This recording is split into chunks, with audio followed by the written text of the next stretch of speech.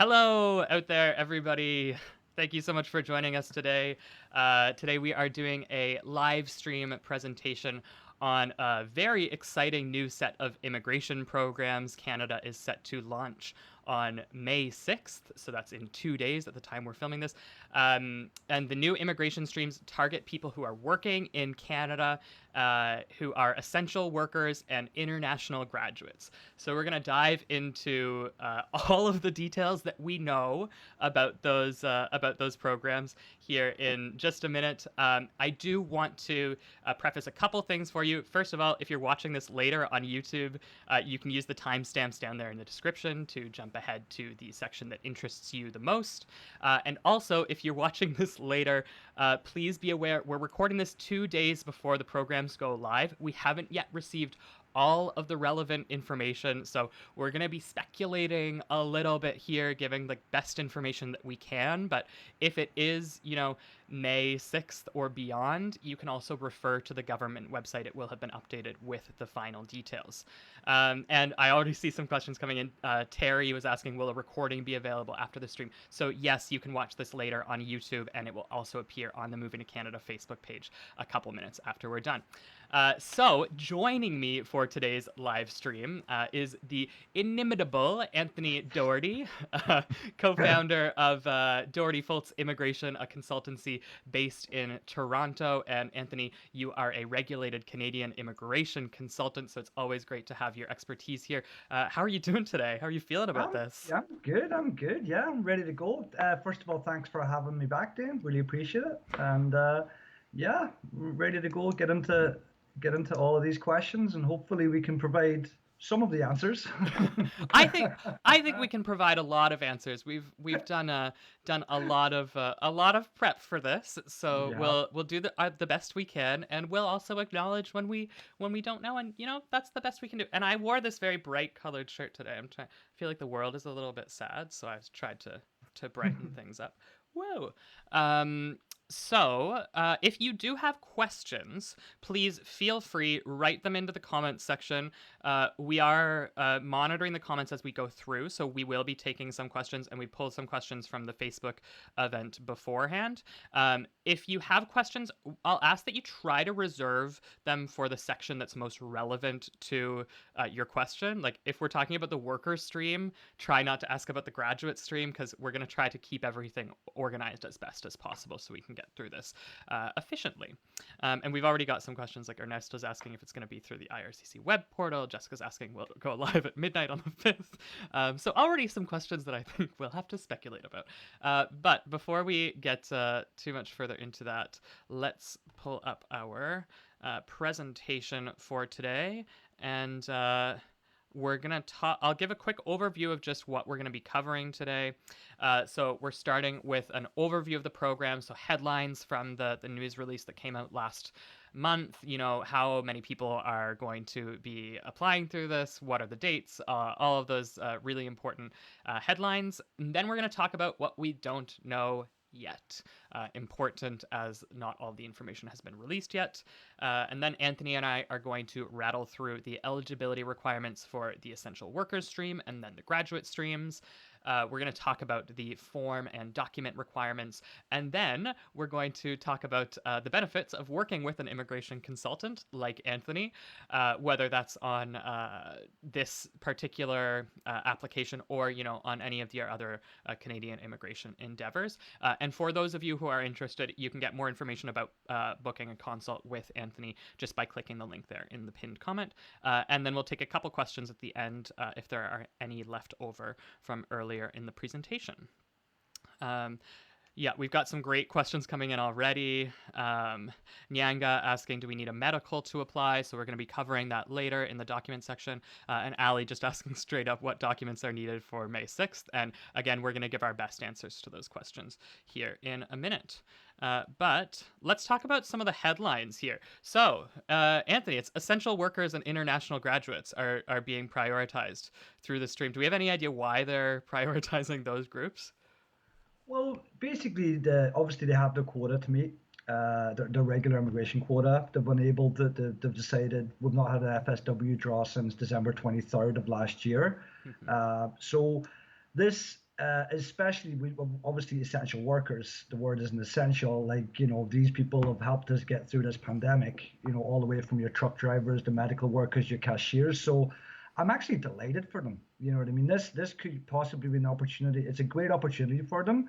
And yeah, so, and then the graduates, yeah, again, I think that's just to meet immigration quotas, help Hmm. Canada keep the people that they've already educated and present a pathway. So yeah, it's great news for everyone that's meets the eligibility, and it's exciting too. Yeah, it is, and I mean, our editor last time that I talked about this program in a video, he told me I was editorializing, but like it is a really great thank you to those essential workers who've been giving so much and taking quite a bit of risk onto themselves to Yeah. work in those jobs throughout the pandemic, and it's providing for many people a once in a lifetime opportunity to apply for Canadian permanent residence. Another big headline here is you must be in Canada. You have to be working in Canada presently, and you have to be intending to reside outside of Quebec.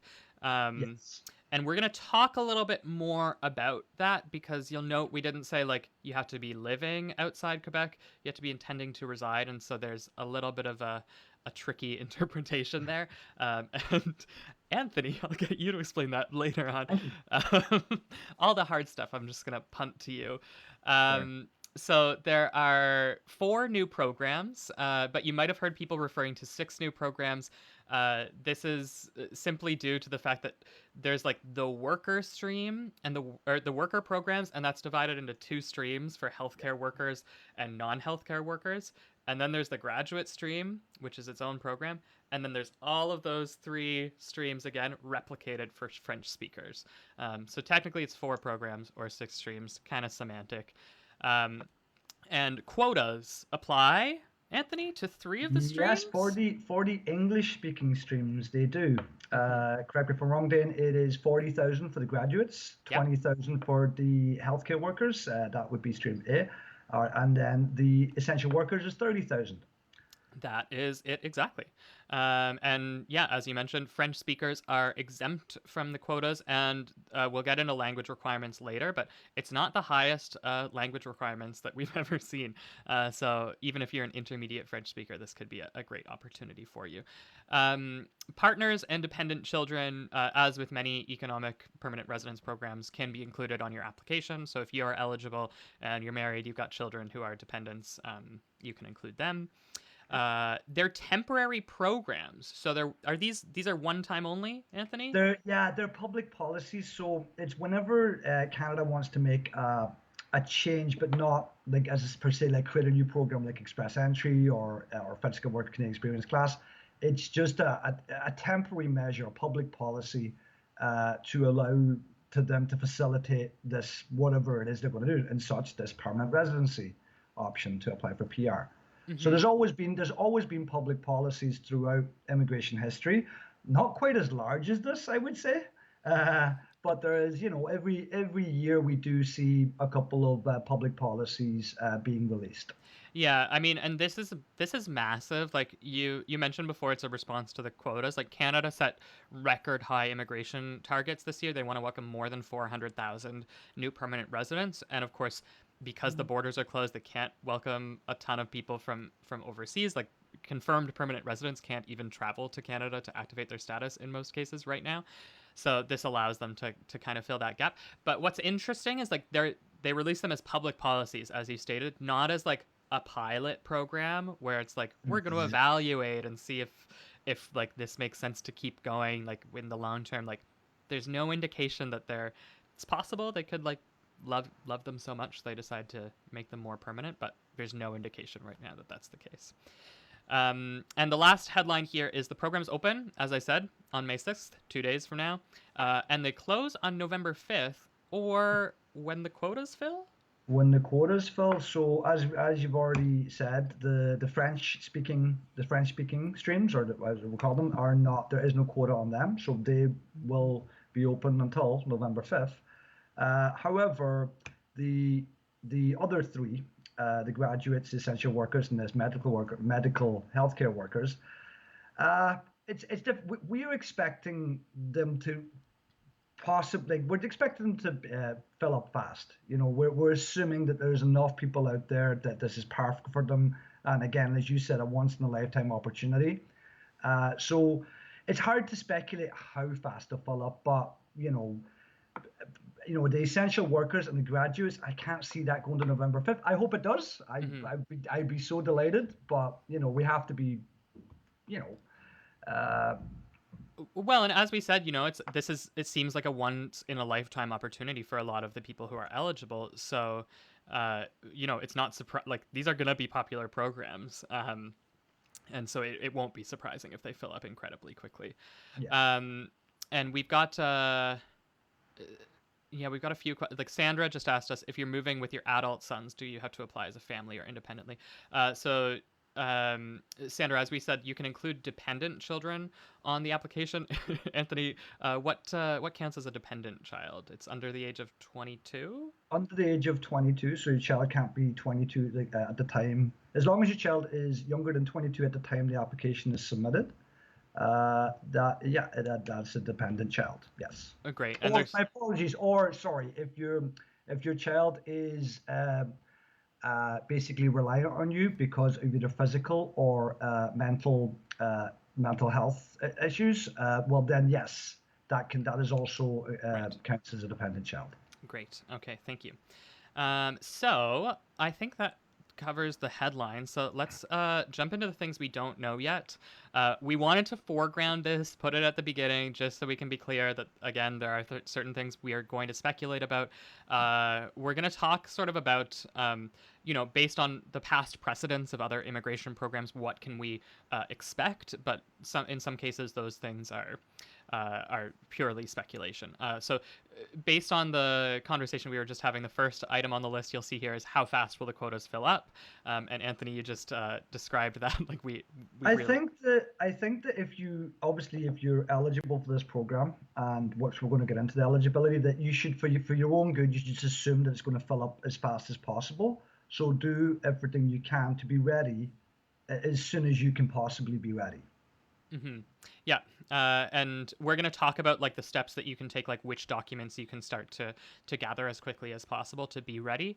But of course, there could be just some variables that come up on Thursday related to the second point here, exactly which documents and forms are required.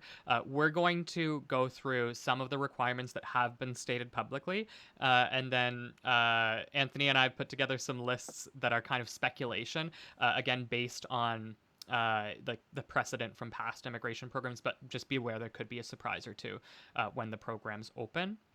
The third question here is, how does the application process work? So what do we know about that right now, Anthony? How to apply?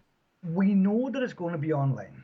We found out on the April, was it April 14th the news release was? I think it was April. So we found out it was online. We've yet to get confirmation. Is it going to be through the My CIC portal, or is it going to be a completely separate portal? So there's a lot of rumors flying out around that. So that has not been confirmed yet whether. But we definitely know it's an online format. Yeah, and that answers the question Ernesto asked, is it going to be through the IRCC web portal? Like, it's going to be online through IRCC, but we don't know exactly which portal. And the other thing we have here, we've had come in a few times, how long is it going to take for the applications to be processed? Have they released any estimates there? No, nothing. It's a huge undertaking. Mm-hmm. As I said, it's you can't really the fastest PR gets permanent residency is express entry, and we look at that right now. We're at between 8 and 14 months, depending on the scenario. So, yeah. I personally speculated. I think it'll be over a year, but as I said, we won't know until they release more information. Yeah. And we'll of course monitor that. Like the IRCC probably will release after they have an estimate on the processing time, some more information in that regard. We just don't have it right now. And express entry, just to remind people, it's delayed right now. Everything is kind of delayed due to COVID. But in normal times, the express entry processing standard is applications processed, 80% of applications processed in 6 months or less. Mhm. And as you mentioned, Anthony, that's the fastest PR processing on the board. So it would be surprising if they could meet that standard for this as well. Great. So we got tons of people asking us about the eligibility requirements. Mhm. Let's talk about the eligibility requirements. We're going to start with the essential workers stream. And one of the most important eligibility criteria here is the qualifying Canadian work experience. So I'm just going to read out a quote. We pulled this directly from the public policy from IRCC. You must have accumulated at least 1 year of full-time work experience or the equivalent in part-time experience, 1,560 hours in Canada in an eligible occupation listed in Annex A or Annex B in the 3 years preceding the date when the application for permanent residence is received. So, outside of all the legal jargon there, Anthony, can you summarize, like, what are the takeaways there? Like, what does a person have to check for their Canadian work experience? Almost like, obviously it's almost identical or to Canadian experience Mm-hmm, class. mm-hmm. So within the last 3 years on the date you apply, you must have accumulated one year. So 1 year full-time work experience. And so let's talk about what does full-time mean. Full-time is 30 hours per week. Right. All right. So it does say yes, or the part-time equivalent. So the easiest way, like people struggle with that sometimes, but the easiest way to explain it is if someone works 15 hours per week for 2 years, that is the equivalent of 1 year at 30 hours. What's also important to know, and it's also a common misconception in CEC, is if someone's working, say someone was working for 1 year, and 1 week they're working 40 hours and another week they're working 20 hours. Mm, You cannot use any of the hours above 30 hours per week to make up for the time where you did not work. yeah, Uh, that's really important. And obviously, people who apply through CEC, I think this is more commonly discussed. But yeah, anything above 30 hours, it doesn't count. It's like it didn't happen, which is kind of Tell depressing. that But guy that's working 80 hours per week that didn't happen. hey, tell that to me on April 14th when they launch this program. um, Uh, sorry to interrupt you. So yeah. that's as I said, and there's different ways that part-time can make up for that. Obviously, it's not always 15 hours. You could be working 20, 25, or even 28 hours per week. But as long as your equivalent makes up to 1 year at 30 hours per week, that makes you eligible. Uh, yeah, did I cover that then? I think so. The other thing, like the other important thing, you'll see this noted at the bottom of the slide here, is that Yes. like the occupations, right? Not all Yeah. occupations are eligible. Annex A in the IRCC jargon, they're referring to this list of 40 healthcare occupations, and Annex B is referring to the non-healthcare occupations, of which there are 95 that are eligible. So if you give me a sec, I'll pull up those Well, lists. we're so used to, again, Express Entry, we're always talking about zero A or B. And as I said, the great thing about this program is, there is not there's zero all the way through D skill type occupations on this list. So it's more about not determining the NOC code, but actually finding the occupation on the list. Mm-hmm. So this, and obviously you're going to go through it now. And I'm scrolling through it right now. I just scrolled through Annex A, which is the healthcare occupations, and I'm in Annex B right now. But as you mentioned, Anthony, like Express Entry always requires occupations to be like a high skilled occupation, so NOC 0A or B or higher. But I've just highlighted here the first occupation on the Annex B list, which is the non healthcare occupations, is cashiers. So, I mean, that's a great example. A cashier that work experience wouldn't count for Express Entry, but it does for this program. So again, I'm just going to scroll through this for you guys slowly, and you can also check out, there's a link in the description of the video to our article on this on the Moving in Canada website. So if me scrolling through this isn't the most useful way for you to find your NOC code, you can check out those lists on our website later What I on. would also tell people too is on that particular list, I believe, correct me if I'm wrong, Ben, it starts off with major group 6, and then it works through 7, 8, and 9. Yeah. But don't don't end at 9. If you go right to the bottom, there's independent codes as well. There's a selection of independent codes that they've also chosen. Hmm. They're at the bottom. Yep, and that was well timed because I just got to that section as you were saying that.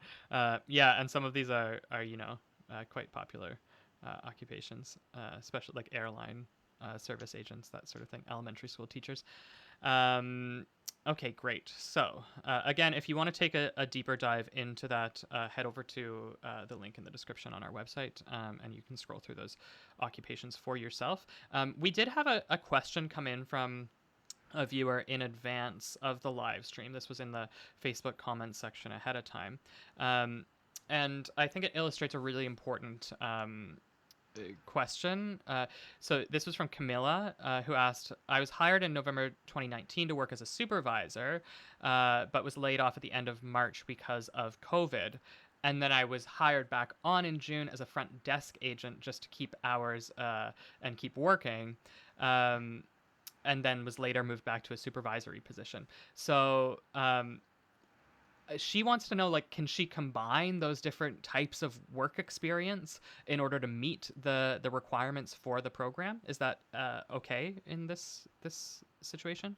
Yeah, under the essential workers, yes, it is. Obviously, we don't know what her codes are. We can't speculate on that. But if it says in one or more of the listed occupations under the essential workers, so technically you could have three or more on that. One, two.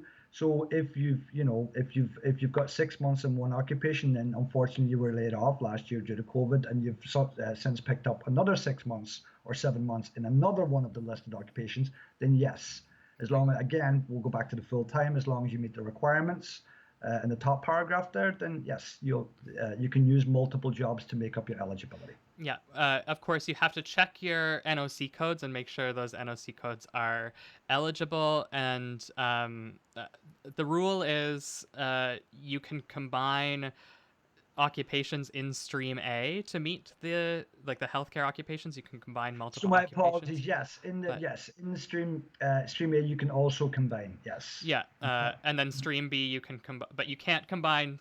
If you want to apply through stream A, you can't count work experience from an occupation in stream B. But if you want to Correct. apply through stream B, you can combine that work experience from either multiple stream B occupations or a stream A and stream B occupation. That is that. Yes. Look at how well we've learned our stuff. We can't explain it, so uh, okay. And Christina says, "Love the accent," and I'm going to assume that she's talking about my I lovely actually Canadian love accent. Canadian accents, so it could be either one of us. I didn't know that. Okay, fun. Um, and Alice was asking to clarify if I've been working employed as a part-time employee working a variety of hours a week, but I have over 1,560 hours, I am eligible.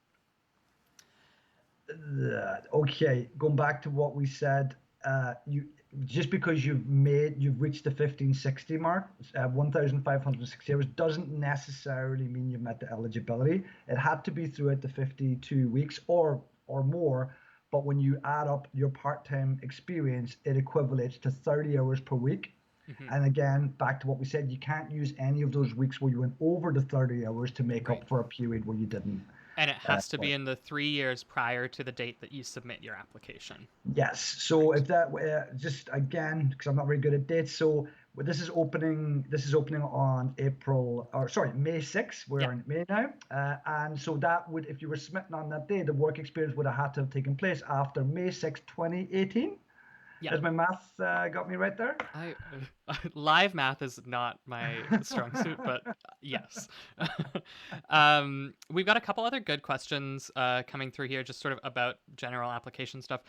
So let's go through those before we go through the rest of the eligibility stuff. Craig is asking, my wife falls in the student stream and myself in the essential stream. Can we both apply? And a related question from Mammy asking, if you receive an ITA under CEC and you're eligible through this pathway, can you apply for both applications at the same time? Ooh, that's a good one. Okay, so we'll take the first question. So which person to best choose Honestly, it would be the one that you've the least work to do. So if you've already, we're going to get into eligibility of the graduate, but let's say you already have your bachelor degree and your transcripts, and you're currently working and you've got proof of that. Mhm. But if you, and then where maybe the partner has to start chasing down 3 letters of employment, and also to prove that they're currently employed. So you would choose the path of least resistance. Right. Which one is it easier to gather the documents for? Uh, to and again, pure speculation, then, but I would imagine, and the speculation, that the graduate stream could possibly fill up quicker than any of the other streams. Well, yeah, I mean, I wouldn't be surprised by that. There's hundreds of thousands of international students in Canada at any Yeah. given moment. Um, and I also, to address Mammy's question about applying through Express Entry versus applying through this if you're eligible for both, I was actually looking at the IRCC Twitter account yesterday, and I saw a tweet where they confirmed that you can submit 2 PR applications. You can submit one through Express Entry and one through this, like one of these new temporary public policies, but you have to pay the fees for both of them, and you can only you can only be granted permanent residence through one of them, of course. So you can submit 2 applications, but it's going to cost you. Um, uh, And once you have been found to meet the eligibility requirements on one of the programs that you've applied for, then you have to withdraw the other one. Once it's confirmed that you've met the eligibility criteria. Great. Okay, so let's hop into the next eligibility criteria for the essential workers, and that's the current employment in Canada. Again, this quote is pulled directly from the IRCC public policy. Quote, you must be employed in Canada in any occupation at the time the application for permanent residence is received. So, Anthony, I bolded there the thing about any occupation, and then can you also talk about are there any other requirements for like the work experience? Does it have to be? From basically, we can only like, and I think they as well bolded any, maybe on the website too, or any stood out, any Mhm. occupation. That's the key word there. So let's say, for instance, you've got the 6 months as bricklayer, 6 months as a carpenter. You've met the eligibility criteria, but maybe you're working in a profession right now that is not on the list of occupations. Well, from what we're reading of this, that will be okay. You would meet the eligibility as long as you meet the work experience eligibility and you're currently working in any occupation. Mhm. Great. And is there any requirement for like, do you have to be working like before they say, full time up to 1,560 hours? Do you have to be working a certain number of hours per week? We don't have that information yet. They didn't state full time. So unfortunately, that's one of yeah, we'll have to wait for that one. But hopefully, it just means working. I would imagine, and again, speculation. I would imagine just like the work experience requirement, that you won't be allowed to claim yourself as currently self-employed. Mm-hmm. And I would speculate that that won't be an option.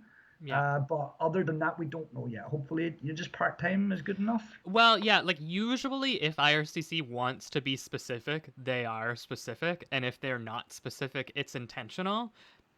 But with the program not opening, we do want to just have that little caveat that we won't know for sure until it is open. So the rest of the eligibility criteria for essential workers, language proficiency. So I've got stated here, you got to take an approved language test showing English or French language proficiency at or above the Canadian language benchmark of level 4. Um, is that a hard language score to get, Anthony? No, typically no. But I want to actually bring up this point too, Mhm. is that there's obviously, many skilled workers in Canada. But some people don't, they're, that writing, maybe they're good at speaking and listening, but reading and writing are not just not their strong suit. And we all know that how competitive, well, the eligibility is higher than that for the Express Entry programs. And then to be competitive in Express Entry, it's even higher. Mhm. So this is also, it's probably important to note that anyone who falls under the list of categories is this could, and obviously that writing and reading or one of the other language abilities is not your strong suit. This is the perfect time. Yeah. And as well, people who may have diagnosed or undiagnosed dyslexia, and there's a more political term for that now, I believe, but anyway, again, this is a great time because a 4 is achievable. Yeah. So To compare to like the federal skilled worker program, which is one of the popular express entry programs, like they require CLB 7, so yeah. 3 levels higher than this. So it is quite a bit lower. Um, and if you haven't already booked your language test, I think this is one of the important takeaways from this live stream. What should you do if you don't have the language test results yet, Anthony?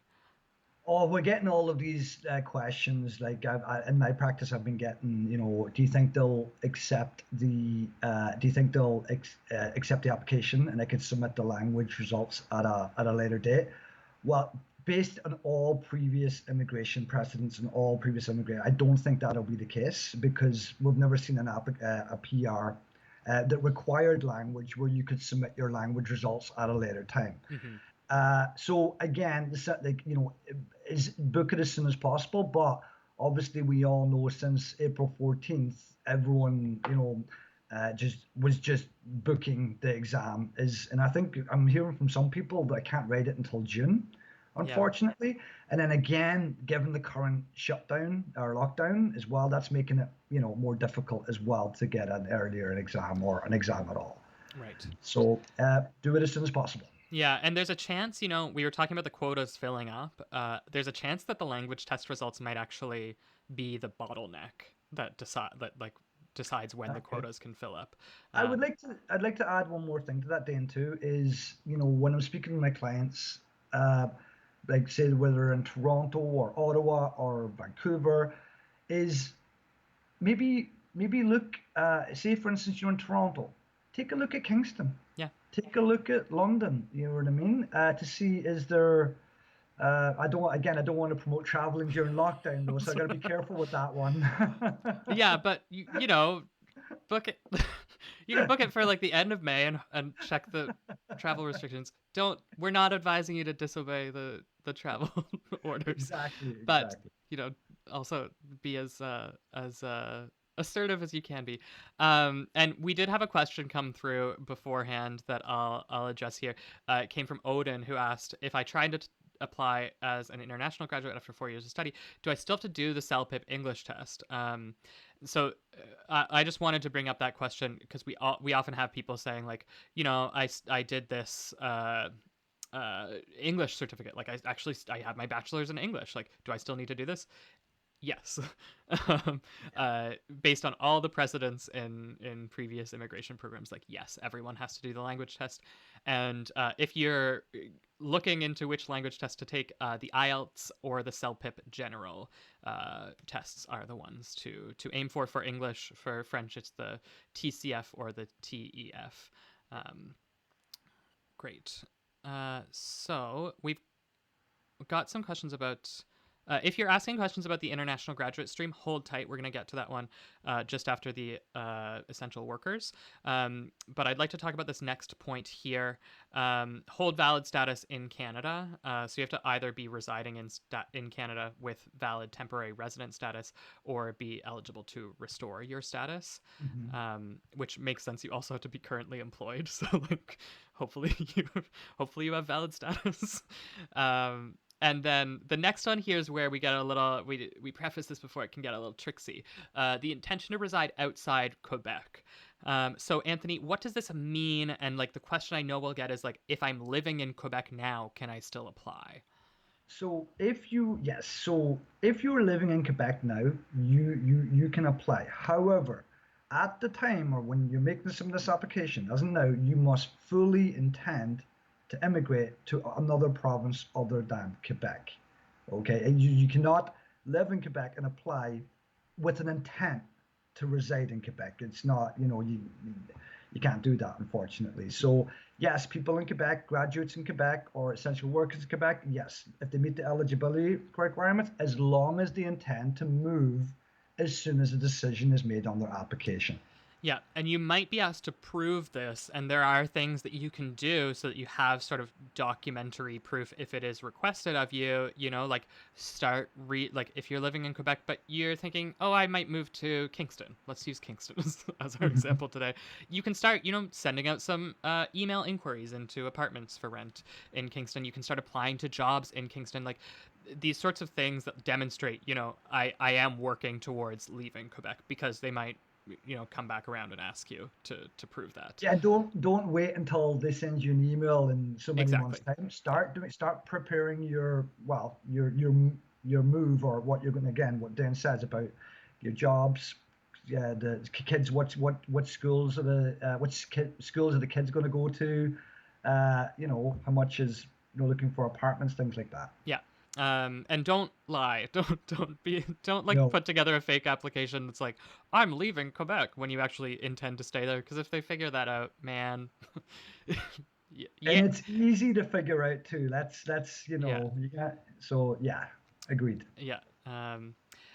Jared keeps asking about bridging open work permits. Jared, we're gonna get to this question. I promise you, it's a bit of a doozy, so we're we're gonna do a whole We're section on saving it the a little best bit to later. last. Yeah. And sort of related to intention to reside outside Quebec is the physical presence requirement. So they state you have to be physically present in Canada at the time the application is received and when the application is processed. And we had a couple of people, like Joanne just asked, should we stay in Canada until the application is approved? So Anthony, what's your take on that? Yeah, at the time the application is at the time the application, my apologies, is received, and when the decision, you are required to be in Canada. Yeah. So if you are intending to apply for this program, we recommend that you stay in Canada. Not that there's real options right now. With emergencies, of course, you can go home with them as long as it is an emergency. Canada's not a prison. As long as you are able to get back, that you are eligible and you meet the travel, you're exempt from the travel restrictions. Yeah, and you're gonna want to check that and prep yourself, especially if you're planning on traveling in the next month or two. Um, Great. So that's the main eligibility criteria here. We also wanted to just go over the quotas for these programs. Um, you mentioned this earlier, Anthony, but we'll revisit it. Healthcare workers stream is 20,000. The non-healthcare worker stream is 30,000. But of course, as you'll see here, French speakers are exempt from the quota. And we mentioned the language requirement. I'll go back to that slide. It's CLB 4. It's not super high if you're a French speaker, or even if you think you could learn a language very quickly.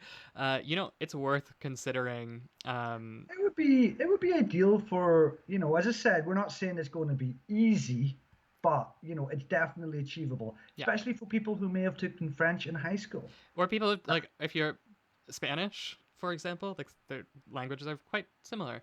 Um, yeah, if you have any past experience, it could be worthwhile. Um, Again, for people out there too, so obviously people are like, maybe they're worried about not being able to get their language exam done, their English language exam done, and they're worried that the quota is going to fill up. I mean, obviously, we don't know that yet, but yeah. we assume it will be fast. Or you're not quite got your year of experience done, but maybe it'll be done before November 5th. Hmm. Definitely look at the French option if you think it's possible. And that's a question that just came in from Rebecca, who asked, is it too late or risky for a person that's planning to submit an application that will be based on 1 year of work experience only achieved as of August? So, Rebecca, we can, I I would be surprised, but of course, we can't make any promises, if the quota hadn't been reached by August for the English speaking essential workers. It's possible, but I would be surprised. But is is French a possibility there? Might be What do worth you think, looking Dave? into. Could you get French done before November 5th, CLB4? Well, I lived in Quebec for 10 years, so Oh, I, fair enough. That's a bit of a head start. That's a I bit of hope a so. head start. But if someone was like, you have to learn like Spanish in 6 months, enough to have this sort of beginner intermediate level, it would be a task, but Yeah. it would be possible. It would be possible. And it depends on how much, how do you have other immigration options? How dedicated Yeah. are you to making this your opportunity to immigrate? So let's jump forward into the eligibility for the graduate stream. So the first and the main differentiating factor for the graduate stream is instead of having Canadian work experience, you have to have had Canadian education. So I'm going to read through the quote from the IRCC website. We're going to first talk about the eligible types of institutions, and then we're going to talk about the eligible types of credentials. So first, where you studied, and second, what you studied. IRCC states you have to have completed prior to the date on which the application for permanent residence is received, and no earlier than January 2017. So it has to be within the last 4 years, a program of study at one of the following schools. And you can read through this list. I'm not going to read this right out, but like public post-secondary institutions, private post-secondary schools in Quebec. There are some other types of schools in Quebec, and then there are some private institutions that can issue degrees that are also eligible. So that's the main types of institutions. And I'll just hop forward to the educational credentials. Unless, did you want to add anything to the info about the institutions? No. I think that's pretty. It's That's pretty, pretty. Yeah. yeah, pretty straightforward. And then the eligible Canadian educational credentials. We've got a couple of possibilities here, and they get a little complicated. So the first one's the easiest one, a degree, which must be a degree that you received after a program that was at least 8 months long. Great, that one's easy. We all understand it. The second one here is a degree, diploma, certificate, or attestation issued on completion of a program of any duration leading to an occupation in a skilled trade. And they list those in Annex A. So I'll pull that up. But what's the important takeaway here, Anthony? Is it the Any duration would be for me the important takeaway, that if you finished a course that was 4, 5, 6 months as a basically one of the lists on the, so I don't have them up in front of me right now, but one of the is Butcher there? Yeah, I'm scrolling through the trade eligible trades occupations right So now. again, if your course, you're worried, oh, my course wasn't, well, if, as again, any duration, if you finish one of these courses that led to you going on to do one for one of these occupations, then yes, that would be the important part that I would take away from that there's no duration. Yeah, and I'll just I'm going to scroll through the rest of these in case people are watching. But again, you can head over to the link in the description on our website to read through these occupations on your own. But the reason that this is important, the any duration, is kind of related to the third type of eligible credential or credentials. So you'll see here one or more. I'm going on to the third point here. One or more diplomas, certificates, attestations where the following conditions are met. So for diploma, certificates, attestations, each program of study must be at least 8 months in duration, and the combined length must be at least 2 years, or 18 months, or sorry, 16 months 16 months. in duration. That's because Canadian academic years are 8 months. So notably, the point above about the trades jobs, you can be any duration, but here you've got to have 16 months. Is that the big difference? That's the difference. I won't lie to you. I had to read this one a couple of times when it came out. I had to, because obviously the first two, I was like, okay, I've got that. And then the next one, I was like, okay, I'm going to read this a couple of times. So yes, Yeah. basically you, again, correct me if I'm wrong, but so you could have 2 diplomas as long as they were each a duration of 8 months, or you could have a 2-year diploma as long as it was 16 months in duration. Yeah. Or if it's a degree, even if it was only 8 months, it's okay because it applies to that first one, It's up just to make it even exactly. more confusing. The last point here on this list is for the DVS and AVS, each program of study must be at least 900 hours in duration. The combined program of study must be at least 1,800 hours in duration. That's a Quebec thing. The DVS and AVS are Quebec credentials, and they're sometimes based on like hours rather than like monthly lengths. So it won't apply to most people, but there might be a rare situation where that is what you got to look at. So I'll see if I don't think we had any questions come in on the credentials, which is great because I was a bit stressed about that part. So let's go on to our next note here. So very similar to the worker stream, you must be currently employed in Canada. I'll read the quote out here. Be employed in Canada with a valid permit or authorization to work at the time the application for PR is received. Must not be self-employed. unless working as a doctor or in a fee-for-service arrangement with a health authority. So what are the major takeaways from that for you, Anthony? It's very similar. It's very similar to the essential workers will be employed. Again, it's any occupation. It Mm-hmm. doesn't state. It doesn't state any occupation. Uh, Again, obviously, we covered the self-employed. They've obviously given an exemption there for doctors and Yeah. other fee-for-service arrangements. But yeah, there's going to be, yes, we're going to have questions on status Mm-hmm. on this one. We're definitely going to have status questions. Yeah, and I preempted one of those in here. So people with a study permit, uh, or people who are awaiting a decision on your postgraduate work permit application, are they eligible to apply even though they don't have like an active work permit at the time they apply? Yeah, because if they've got authorization to work and Mm-hmm. they're employed, then yes, that based on the wording from IRCC, they'll meet the eligibility criteria. Yeah, and again, IRCC is usually as specific as they intend to be. So Hmm. it's this note on the authorization to work. Because, for example, if you graduate and then you apply for a post grad work permit before your study permit expires, your study permit can expire, and you still may not have received a decision on your work permit application. But in that interim period, you do still have the authorization to work. Um, Great. So let's go on to our next list here. So we're going to talk about the other eligibility criteria. We'll move through these pretty quickly because they're, aside from the language level, these are identical to the workers stream. So if you're watching this later, you can hop back to that timestamp. For the language proficiency for the workers stream to go through these in details. But again, language proficiency, the difference here is that it's CLB 5. This one, yeah, they've raised it up by one, so it's a minimum CLB 5, yeah, in English Great. or Or French on French, the yeah. one, or French, yeah. Yeah. French counts for this one as well.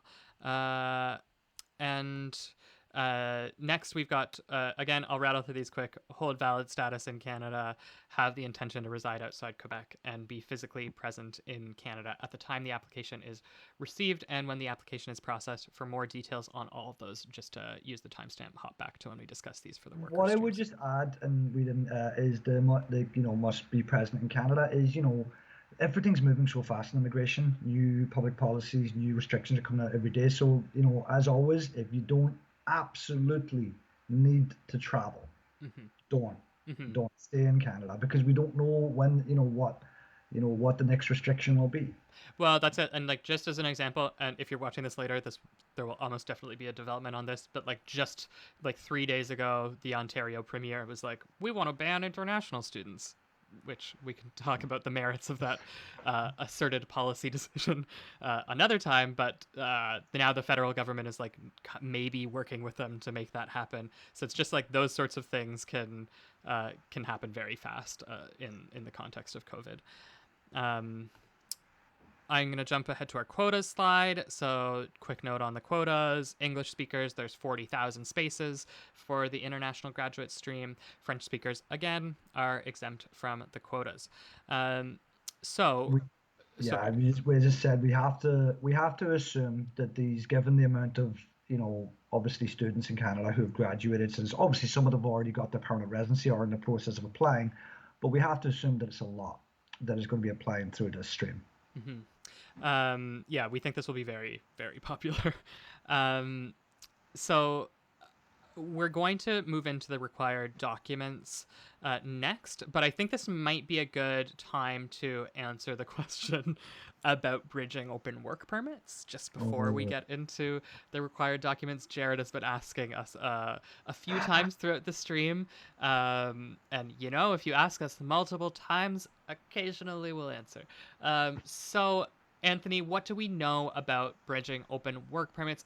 Usually, if you apply for like an economic permanent residence program, and you get your it's been received before your work permit expires, you can apply for a new work permit, a bridging open work permit to fill yeah. that gap. Uh, Yes. what's the situation with these programs? So, okay, we've been saving this one. Okay, we've been avoiding this one. I know. all we know so far is there was a tweet, Dana. I'm not too sure if you've seen that tweet. There was a tweet released where IRCC stated that under 186 they would not. At that time, it was about 2 weeks ago that there was not going to be a bridging open work permit option, which took everyone by surprise. Everyone. Uh, Again, there's been no update since then. All I would say from a personal opinion, I don't really quite understand why the government of Canada would keep 30,000 essential workers and 40,000 graduates and 20,000, and then allow when their work permit would run out 2 to 3 months later, and then they have to wait however long without status or as a visitor for the remaining. So it's kind of a case of right now they've said no to the bridging open work permits, but hopefully there's something they've got something up their sleeve. This is something where like they could easily change their mind, and I think it wouldn't be surprising if they did. But you should just be aware of what the statement is right now. Like I think Jared, if I remember correctly, said earlier he's on an IEC work permit that's set to expire in June. So you might want to maybe look into some contingency options here, but hopefully the government will be smart and make an intelligent decision here. Now I'm editorializing again. I would listen. I'm again. We right now, as I said, but I, I have to imagine that there'll be something. That it does. It just doesn't make any other sense. It's not. It wouldn't be logical. And I've like somehow lost the question feed on my desktop, so I pulled out my phone so I can follow along with some of the questions here. And I do just want to answer a question that came in about credentials. So Jorge was asking, what happens to people who have a 1 year graduate certificate? This degree is not mentioned. So I'm actually going to just scroll back a couple slides for you, Jorge, to the eligibility, the Canadian educational credentials. If you see, certificates are actually mentioned. They're mentioned twice. In the second bullet point, if you have a certificate of any length that has led to an occupation in a skilled trade, and they're mentioned in the third bullet point.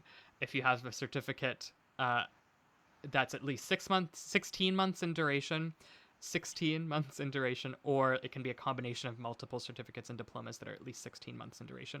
If you have a 1 year certificate and that's it, and it didn't lead to an occupation in trades, based on the criteria that they've released, unfortunately, that credential is not eligible. Did I get that right, Anthony? Bang on. Bang on. Yep. 100%. Killing it. Okay, great. Okay. That's it on the bridging open work permit. We got away with that one really lately. I think we did. I mean, it's because your explanation was so good. Like, you're killing it, Anthony. You don't give yourself enough credit. Thank you very much. But I give you a lot of credit because I punt all the hard ones to you. Okay, so let's get into the required document section here. I'm going to preface this, like we've divided the required documents. I'll scan through it for a second so people can see. We've done a slide on required documents for everyone. We've done a slide on required documents if you're applying with a spouse and or children.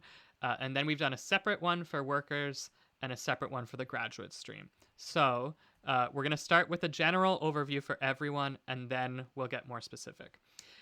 And as we get into this, I put question marks after a lot of these document requirements because, again, they haven't released a document checklist for this program. We're speculating like big time.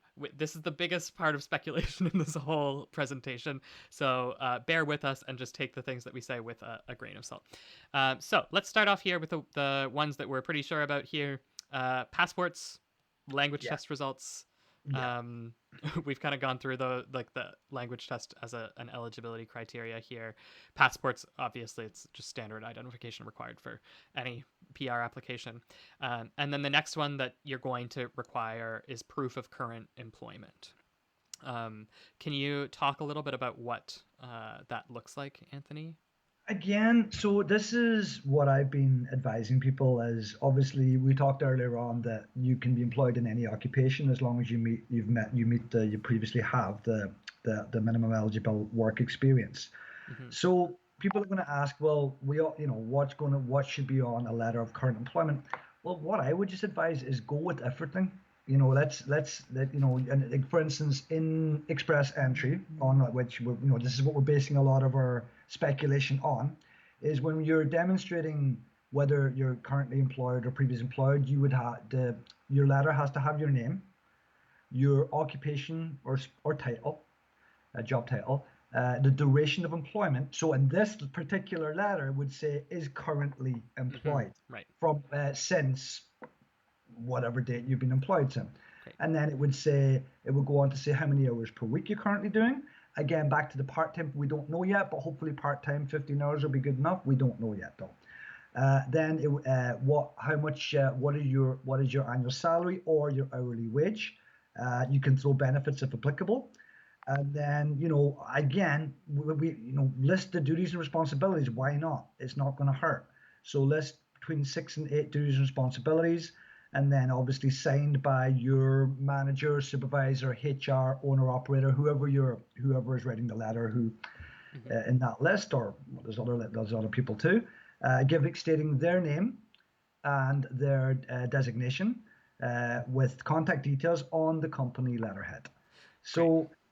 Yeah, that's what. So, like as I said, go with everything. If we don't know what needs to be on it, let's go with everything. But the most important word there would be currently employed. Yeah, I think that's like very thorough. And we do have some questions. This is what always happens when we talk about employment. Like, instead, can I submit my payslips and a T4? Instead, can I submit my, contract that I got at the beginning? The letter is usually like the central document. Um, Sometimes like alternate documentation will be accepted, and again, they haven't released what they want in this case. But like, if you want to be proactive and you want to get yourself the best chance of being ready to apply when this opens, do exactly what Anthony just said. Get that letter from your employer. If you want, you can probably submit your payslips, your T4, your contract, whatever with it. Like you said, Anthony, like submit everything. Like, be too thorough Yeah. rather than. Well, again, we've spent since again April 14th trying to like educated guesses of what it is there. And for obviously a lot of it, it's easy. Passport, as you said, language test. But for this as well, for the current employment, please remember, when we haven't got to eligible work experience yet, this is the proof that you're currently employed to meet that eligibility criteria, is that we're asking some of our clients, can we get the last 3 pay stubs, your most recent last 3 pay stubs? Because we're just trying to, again, go above and beyond what could they possibly ask for. So if you've got your last 3 pay stubs and this letter of current employment, that's great. Great. So let's talk about some of these other requirements. We have a lot of questions coming in from people saying like, oh, wait, so we need proof of funds, so we need police certificates, so we need these things. Please note, we've put question marks past most of these documents. We're going to talk about like what we know, but we're not 100% sure about the document requirements. So we'll get to those in a second. But first, let's talk about these immigration forms. So we got 4 forms listed here: the generic application form, the additional family form, Schedule A, the travel history. Like, why have we listed these forms? Like, are you sure that we're going to need to upload forms? And if not, like, what are they good for? Okay, so again, the last month has been what could they possibly need or want? So express entry, for all of you who have put a profile in or who've submitted an application, it's a web form. It's data entry. Your application is built into express entry, so it comes up on your name, your surname, your passport number, and that's both for your profile and for submitting your PR application. It's like Okay? Tinder. Like, you go on Tinder and you fill out your profile and it goes on to the next question and it says, who are you interested in? It's like that. So what we have to assume is, like, and I think we know that Express Entry wasn't built overnight. Software teams, developers, ironing out, and it probably took them a year, 2 years to build this, and they're still working on it as we speak. They're always, they're tweaking it always. So the question we asked ourselves is, have they had enough time to build a system that we'll be able to fill in data just like Express Entry? And we were like, well, we don't know. So, well, then what would be, if they haven't done that, what would be the alternative? And the really only alternative we can think of is they would ask for us, people, the applicants, to upload signed forms. Yeah. So that's the reason. So we're trying to cover all grounds, but we don't just please. We do not know that it's definitely forms. Yeah. We're just trying to get everyone as well prepared as possible for Thursday. Hopefully, we have an update by today or tomorrow. It'd be great. But Probably happens like while we're while we're doing the live stream. Um, So that's why, and sorry, Dane, I'll just finish off.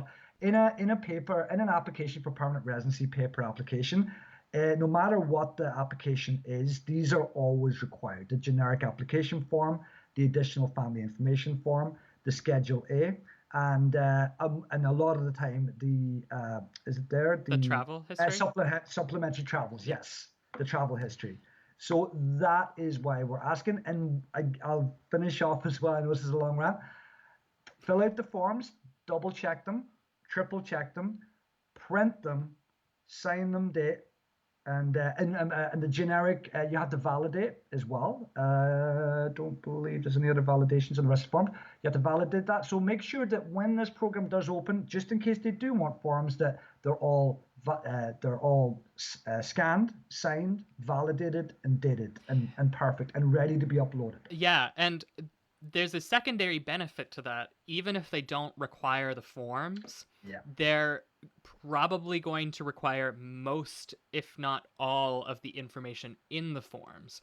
So this way, even if they open it up and it's not an like an upload a PDF, instead it's like input information into fields. Um, you know, it will be good that you've prepared your travel history because you won't have to then prepare, like you'll be ahead of the game. You just have to enter it, like copy paste from the form you've already completed. Like that's what happens with the express entry. Like you enter in your travel history in like little data entry boxes, but if you hadn't prepared your travel history, you're still gonna have to take some time to prepare it. So um, it really can be. And it's the same for you may have an extensive address history, so that will be the Schedule A, or an extensive personal activities or personal history. Mhm. So you're bang on correct there, Dana. It's going to actually help speed up if it does turn out to be data fields that Yeah. we're entering. And again, we're not 100% sure. We're gonna see in a couple of days. Um, We so just love our jobs. what a month, what a year for immigration. um, so let's talk about these other documents here. And look, guys, if you want, you can just Google any of those forms, and you'll be able to download the PDF from the IRCC website. So proof of funds, we put this on here, but we're expecting that it probably will not be required. And why would that be, Anthony? Again, we're using this word a lot today, speculation, but I'm I would be shocked if they asked for proof of funds. Okay, now because these again the criteria is the person is already in Canada. They're not only they in Canada, they're required to be currently employed in Canada. So again, the closest application we have to this public policy is the Canadian Experience class. Now, again, we don't know for sure. That's why, obviously, Dane, you've given the question mark. Mm-hmm. But I would be shocked if they asked for proof of funds. I really would be. Yeah. Usually, if you're currently employed, it's not required because you show the point of showing the proof of funds is to show that you can financially support yourself, but you're working. You know.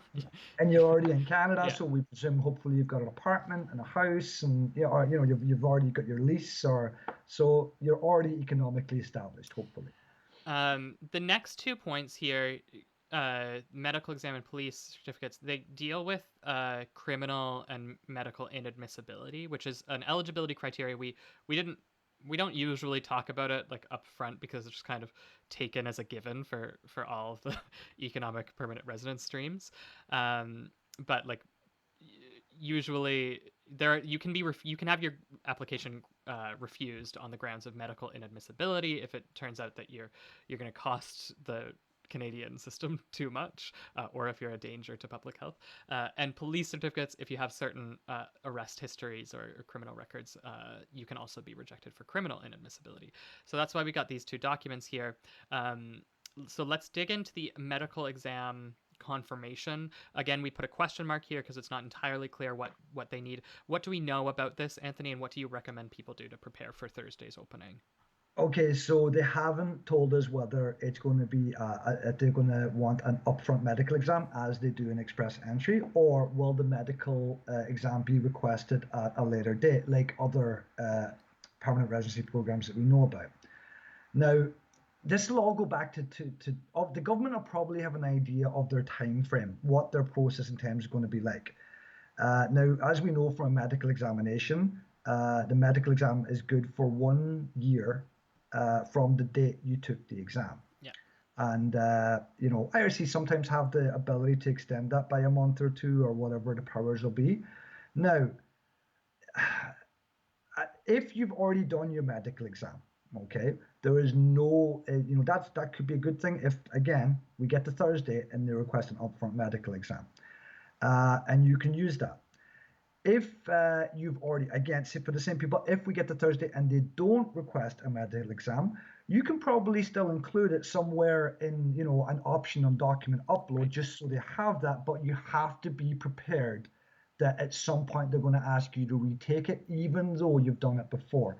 So, uh, The worst case scenario there is, you've wasted a bit of time and a bit of money, yeah, but the best case scenario is you have this required document ahead of the rest of the pack. Um, and again, which then it could be another, you come up with a very good term earlier on, bottleneck. yeah. And if this is an upfront medical exam that is required on Thursday, uh, that's another reason why it may be slower to fill up. Hmm. Yep. And again, we don't know with that one with the medical exam, but we'll get more information uh, in the next day or two. I mean, for sure, by the time the program opens. And the other big document here is police certificates. So right now we don't know what they're going to require for police certificates, but what can you tell people would be best practice to prepare for Thursday, Anthony? Yeah. So I would advise everyone who hasn't already done so to start applying for police certificates. Now, again, police certificates for express entry is actually, or the requirements is slightly different from family class, but we're going to go on the presumption of express entry because it's online.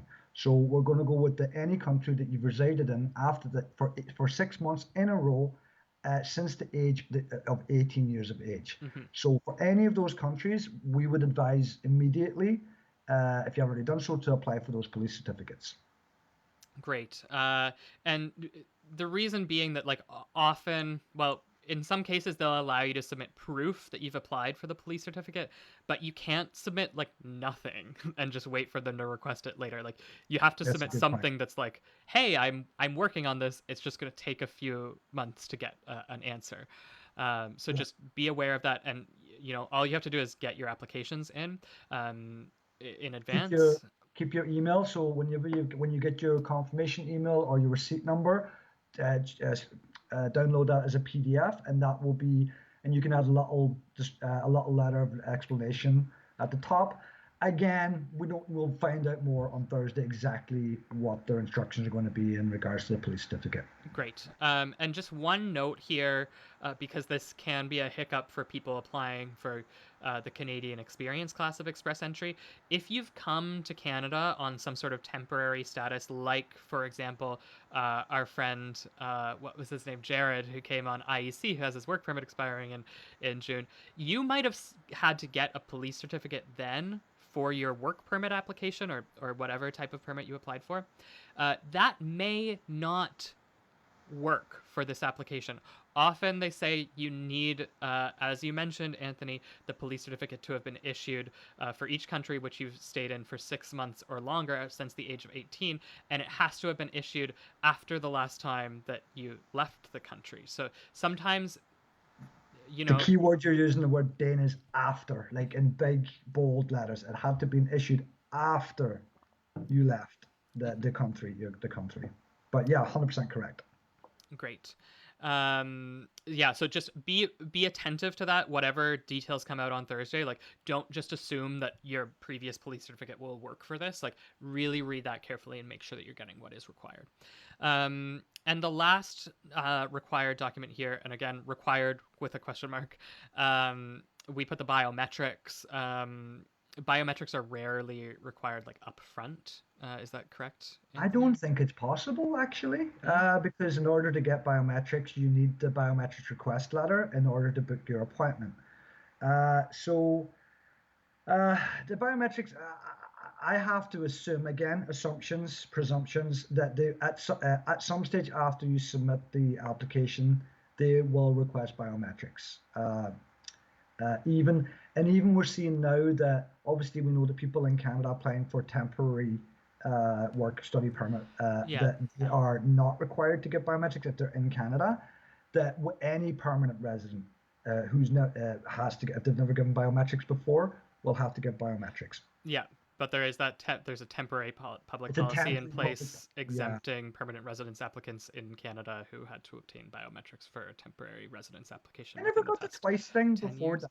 Did you ever get the twice thing Like, before why that? do they ask for it twice? I don't know. It Yeah, doesn't really make sense, but never got that. hopefully they're working towards being more efficient now.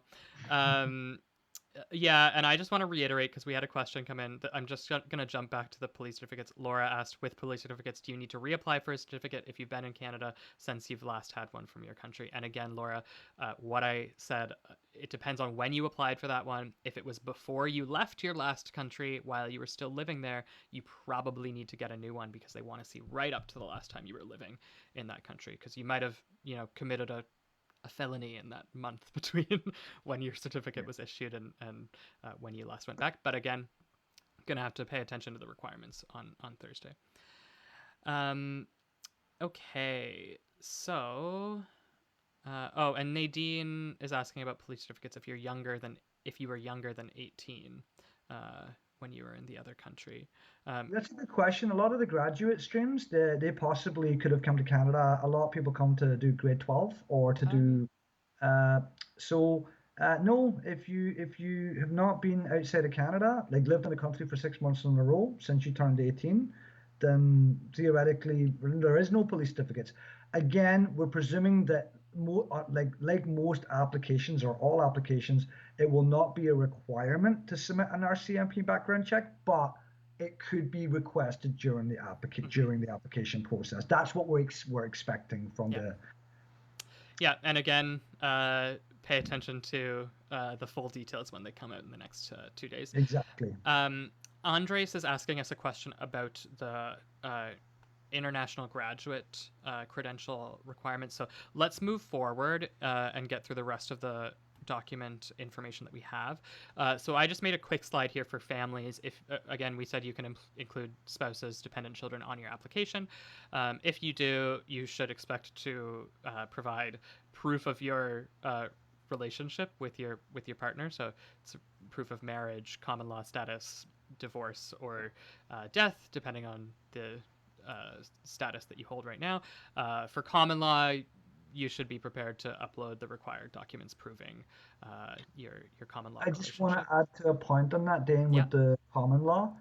There's a lot of lawyers and notaries now that are some of them are authorized to actually notarize the it's Mm-hmm. what do you call it via it's electronic via Zoom. Oh, cool. Okay. So Okay. they've been given special powers by the respective law societies where they can actually now. So, don't be panicking. Oh, there's no law office open. If you go online and contact someone who's authorized to sign a statutory declaration or witness or sign a statutory declaration to see if they offer this service. Cool. Okay, that's really cool. I didn't realize. I mean, it makes sense. People are innovating with tech all over the place for the pandemic. The other note here is for children. You should expect to supply birth certificates, adoption certificates, again, whatever the documents are to prove your proof of relationship. If your child happens to be moving with, only yourself and the other parent is overseas, you can expect to submit the moving with one parent form.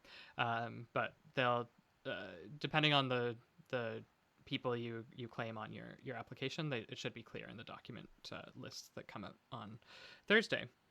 Um, so let's go on to the required documents for workers. So the only specific document for the workers that we're aware of is your proof of Canadian work experience. This is different from the proof of current employment. They're two different documents, even though they could be from the same employer, right? So proving your Canadian work experience, they haven't released details on this, but we're again referring to the guidelines for the Canadian experience class of express entry because the requirements are almost identical. So generally, you have to submit an employer reference letter. Um, I'll just read through the requirements here, and then maybe I'll have you chime in at the end here, Anthony. So, employer reference letter, it should be issued on official company letterhead of the employer with contact information. It should include the name, title, and signature of your immediate supervisor or the HR, the personnel officer at the company. And this letter must include your name, your dates of employment, your number of hours worked per week, the name of your position, duties and responsibilities for your position, and those must match the NOC code that you've claimed that has to be in one of those eligible occupation lists, and then your salary or wages plus your benefits. And just be aware they're checking here to make sure that you meet the number of hours. So you have to have that 1,560 hours within the 3 years prior to applying. They're making sure that your NOC code matches the in-demand occupation Mhm. or the eligible occupation. Anything that I missed there? No, I just add to it as yes, we do. Everyone knows that we've got this list of occupations, but don't forget your NOC code, and make sure that because as we all know that IRCC do not base the code on what the occupational title is. They base it on the duties and responsibilities that are on the letter of employment, and if that's the closest match or correlation to what the duties and responsibilities in the Yeah. NOC. So don't just be careful on that one, just to make sure is this my correct code. Yeah, that's great. Yeah, I guess I'm so used to people to like repeating this for express entry candidates. Like it's the duties and responsibilities, not the job title. But I forgot to reiterate that today. That's it. The duties and responsibilities are the most important thing. We've also got listed here the Canadian T4 tax slips. Is that usually required for express entry, Anthony? I don't. It's not a mandatory. I always tell my clients to include it. Always, if we have them, and obviously most people have their T4 slips because they're issued by the employer. So I would 100% advise submitting your T4 slips Great. with your application. Again, it's the thing of you want to be too thorough with these applications rather than submit the bare bones and hope that it's enough. Yeah. Yeah, and we've got some questions about. Namisha's asking about the graduate stream. So I just want to reiterate, like these required documents for the worker stream. This is proof of your previous Canadian work experience. You also have to prove your current employment. For the graduate stream, they haven't released any, like, the employment as far as the requirements have been listed could have started like 2 weeks ago. Like Yeah. it just has to be current employment. They haven't set any precedent. They could put out more details than that, but like we said, usually they're as specific as they want to be. So check to see if anything changes on Thursday, but as of the information that we have right now, it could have started at any time. um, Great. And Juliana's asking, what if half the number of hours were part-time and half full-time? Is that okay? So yeah, that's a great question, Anthony. Like with these letters, what if somebody had like switched occupations, switched positions at the company, or like started part-time and then moved to full-time? Like, do they get multiple letters? What should they do in that case? If it was the same employer, it would break it down in the letter. So it would say that this person worked from this time until this time, working 30 hours per week, and then it would give a different period of employment on the same letter, saying, but then from say March 2020 until September 2020, they worked 15 hours per week.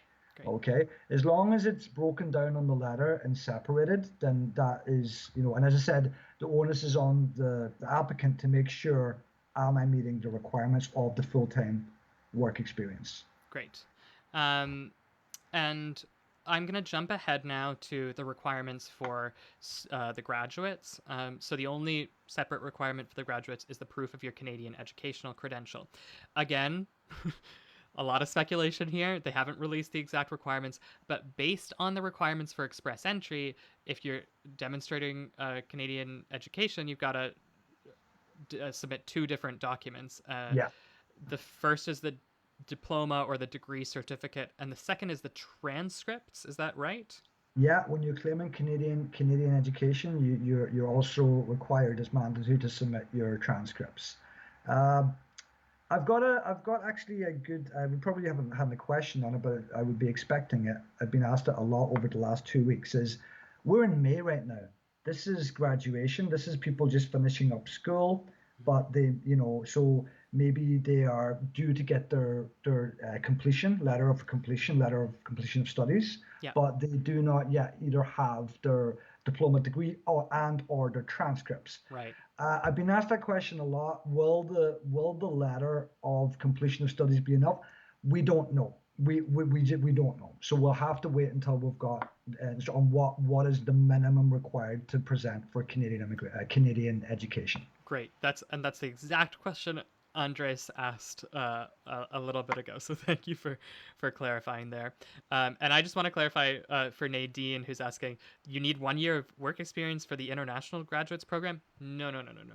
The if I go back to that slide, that was for the workers program. You just Yeah, need to be currently employed for the graduates program. They haven't released any specifications for that current employment to have a like be a certain duration. It could have right, like yeah, or to be like a certain number of hours per week, or to be in a certain occupation. So you just have to be currently employed. employed. They could get more specific, but right now, they have not released any further details about that. And Muskan is asking, would an unofficial transcript work, or should they request like official ones? I'd be reluctant to answer that question. We need to wait and see. Great. Uh, Yeah. Because we're not even sure the transcripts are what they're going to request at this point. So yeah, we'll uh, hold on that, Muskan. I mean, sorry, other stuff.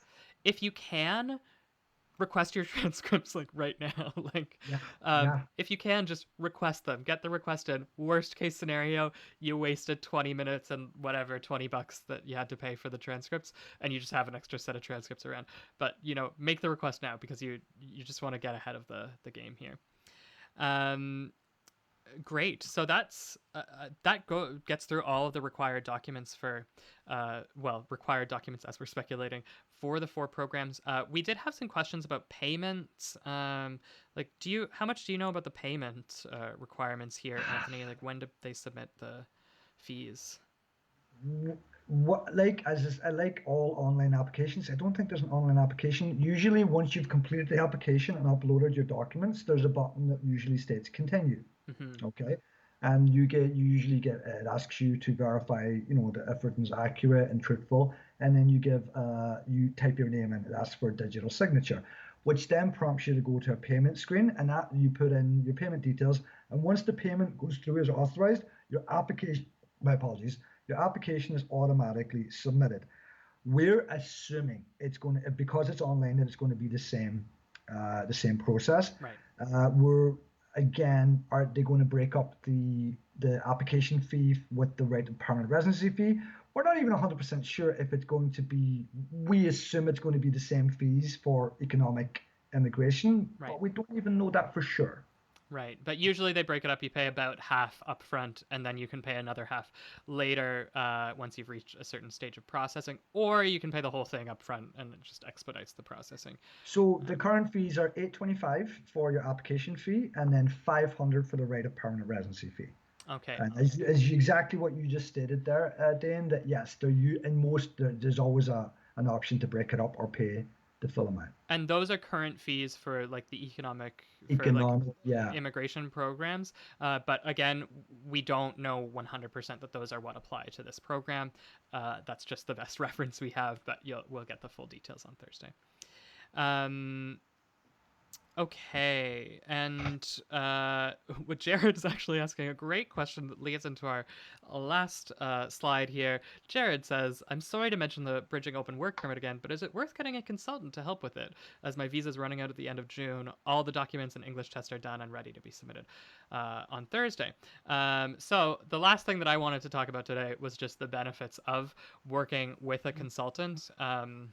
So look, This program launches on Thursday. Like it's a bit too late to get everything ready through a consultant for something that's less than 48 hours out. But if you do want professional guidance, you can still book a consultation with a consultant, or you can work with a consultant on your complete PR application if you want that. It just won't be ready for 2 days from now.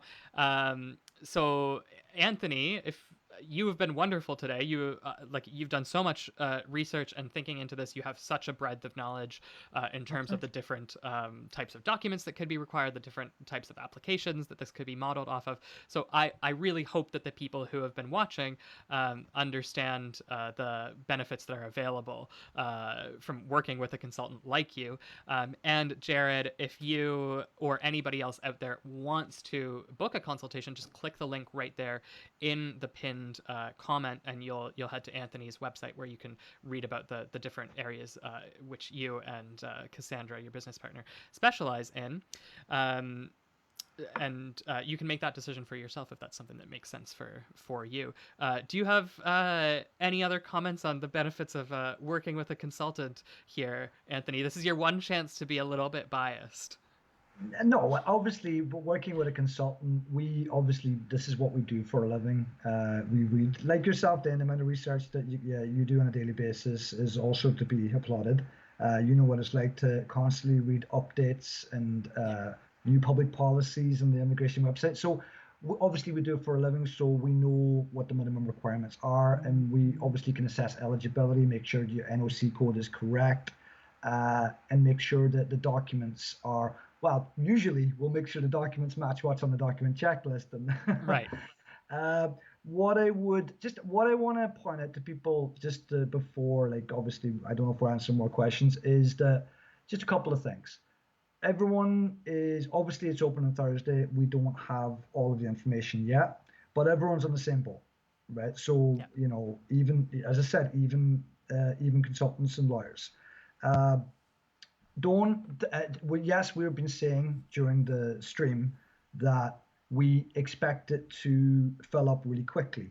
We can't be sure of that. There may be reasons why it won't. So don't be discouraged, going, oh, I don't have this yet, I don't have that yet, there's no way I can get done for Thursday. Mm-hmm. Begin gathering the documents anyway. Okay, because we don't know. A lot of this is speculation. So please don't be discouraged if you won't have the documents by Thursday or Friday. Yeah. Okay. Take your time if you are submitting Thursday, and again, we hope we're presuming it's 9 o'clock. We don't know the start of Thursday when this actually opens, but take your time. Yeah. Don't. Yes, you're going to feel rushed. You're going to feel pressurized, but obviously, like any other application, there's going to be a policy where if they receive an incomplete application, they will cancel that application. And yeah, So that's really important. Double check, triple check your work. They're often like very harsh about this. They won't let even like little tiny typically mistakes we slip. have the 60 days or the 90 days to get, with the express entry to do it, right? Where people are going to feel even at 9 o'clock in the morning on Thursday or whenever it opens, again, speculation, Yeah. that they're going to feel a weight, they're going to feel a pressure. And just get your tea and just sit down and just go at your own pace. Yeah. You just don't want to make a mistake, and rushing is how we make mistakes. Exactly. And And don't be hungover. Well, I don't don't know. be hungover. That's No, your own choice. yeah, you can celebrate Celebrate on Friday on after you Friday. submitted. Exactly, Uh, exactly. great. Anything else you wanted to add in there, Anthony, before we wrap up here? I think that's it. And good luck, everyone. I wish everyone the best of luck on Thursday. Hopefully, we have something today, tomorrow. Maybe it will be Thursday, and yes, want to wish everyone good luck. And yeah, I think. And obviously, thank yourself, Dane, for having me on once again. It's been an absolute pleasure. Thank you. It's always great having you on as well, Anthony. To everybody who's attended today's stream, I think we've had like 100 to 125 people in here the whole time, which is great. I hope we were able to answer some of your questions for you. More information will come out when the programs launch on Thursday. If you want to watch this later, it will be uploaded to our YouTube channel, or it should appear on the Moving to Canada Facebook page. It usually takes like 5 minutes or so for the video to process and then upload there, so you can watch it there. Thank you for joining me, Anthony. Always a pleasure. And I mean, you do your work, you do your homework in preparation for these things. So it's always just wonderful to have you here. And you guys can trust if any other major immigration programs open, or we have any other COVID related news or any big express entry draws, we will of course go live. We'll post it on our Facebook page, and